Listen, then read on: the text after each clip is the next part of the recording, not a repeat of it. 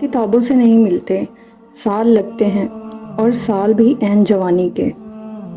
اگر اپنا گھر اپنے سکون کا باعث نہ بنے تو سمجھ لو کہ توبہ کا وقت آ گیا ہے۔ تلخ لہجہ مت اپنائیں، کلہاڑی بھول جاتی ہے مگر درخت یاد رکھتا ہے۔ دل میں کھوٹ ہو تو دعا، عطا اور محبت تینوں راستہ بدل لیتی ہیں۔ جب بندہ مخلص ہو تو عزت اللہ پاک دیتا ہے۔ شخص بن کر نہیں، شخصیت بن کے رہو۔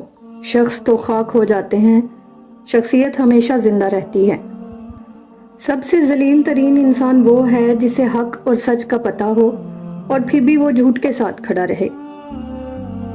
اگر ماں جیسی ہستی زندہ ہے تو الحمدللہ بولیں۔ ہمیں جینا نہیں آتا ان کے بغیر۔ یا الہی ہماری ماؤں کی عمریں دراز کرنا۔ زندہ شخص کی قدر کریں۔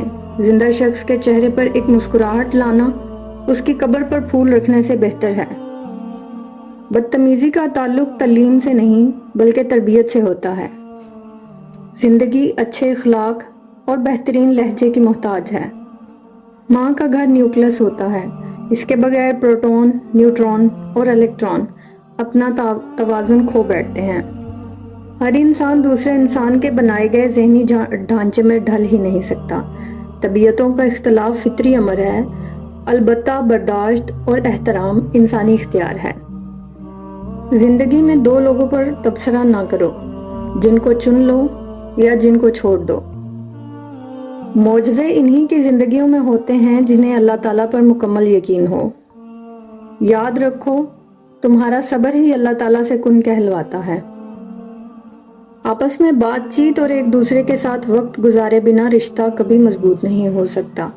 ایک دوسرے کی عزت کے بنا محبت کبھی نہیں ہو سکتی۔ ایک دوسرے پر بھروسہ اور اعتماد کے بغیر کبھی بھی رشتہ نہیں چل سکتا، البتہ گھسیٹا ضرور جا سکتا ہے۔ غلط سے غلط انسان کے لیے اصلاح کا واحد راستہ محبت ہے۔ تنقید اور تلخی چاہے کتنی ہی حق پر کیوں نہ ہو، وہ انسان کی اصلاح کے لیے کارگر ثابت نہیں ہوتی۔